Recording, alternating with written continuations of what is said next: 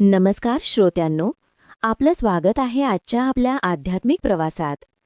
आज आपण बोलणार आहोत एक अत्यंत सूक्ष्म पण जीवन बदलून टाकणाऱ्या विषयावर, नाम आणि आत्मजागृती. हा आपला नामाची महिमा शृंखलेचा 26वा उपाख्यान आहे. आपल्या आयुष्यात अनेक वेळा आपण बाहेरचं खूप शोधत राहतो, आनंद, शांती, समाधान.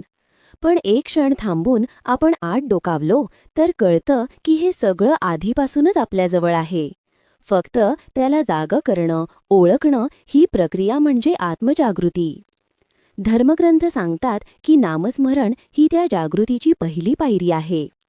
नाम म्हणजे केवळ शब्द नव्हे, तो एक स्पंदन आहे, एक ऊर्जा आहे, ज्याच्या उच्चारात आपलं मन स्थिर होतं, विचार शांत होतात आणि आतला प्रकाश जागा होऊ लागतो. जसं एखादा गोंधळलेला प्रवासी मार्गदर्शक दिवा पाहून दिशा वळखतो, तसंच नाम आपल्याला आपल्या स्वतःकडे परत आणतं. आपल्याला विसरलेली आतली ओळख आठवते. आपण कोण आहोत आणि का आलो आहोत हा प्रश्न आपण विचारू लागतो. नामस्मरणाचा एक सुंदर गुण म्हणजे त्यात कोणत्याही मोठ्या तयारीची आवश्यकता नसते. तुम्ही कुठेही असलात, घरी, प्रवासात, कामात, मनातल्या मनात घेतलेलं नाम आपल्या चेतनेत शांतता पेरत राहते. अनेक साधक सांगतात की नामाचा जप सतत करत राहिल्यावर मनाकडून हळूहळू दूरवरच्या चिंता दूर होतात. मन एका सुरक्षित स्पंदनाशी जुळतं आणि मग सुरू होते खरी प्रक्रिया, आत्मजागृतीची. आत्मजागृती म्हणजे स्वतःला ओळखणं, आपल्या स्वभावाला, आपल्या भीतींना, आपल्या क्षमतांना आणि आपल्या दिव्य शक्त्यांना जाणून घेणं.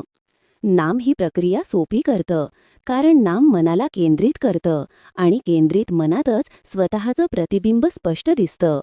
आपण जेव्हा नियमित नामस्मरण करतो तेव्हा हळूहळू अहंकाराचा स्वर मंदावतो. मी आणि माझं ह्या भावांच्या पलीकडे जाऊन आपली ओळख व्यापक वाटू लागते. आपण केवळ शरीर किंवा नाव नसून एक जिवंत, प्रकाशमान चेतना आहोत ही अनुभूती आतून उमलू लागते. म्हणतात ना, नाम घेतलं की अंतरंग उजळतं. ही उजळण बाहेरही दिसू लागते, वागण्यात, बोलण्यात, निर्णयात आणि नात्यांमध्ये. आजच्या ह्या आधुनिक धावपळीच्या युगात नाम म्हणजे एक आतली विश्रांती. स्वतःला विचारा, मी दिवसातून काही क्षण तरी शांत बसतो का? मी स्वतःशी जुळतो का? जर नाही तर आजच एखादं नाव, ओम, राम, कृष्ण, विठ्ठल, ओम नमः शिवाय, दिगंबरा दिगंबरा, श्रीपाद वल्लभ दिगंबरा, जे मनाला भावेल ते घ्या आणि काही क्षण जपा.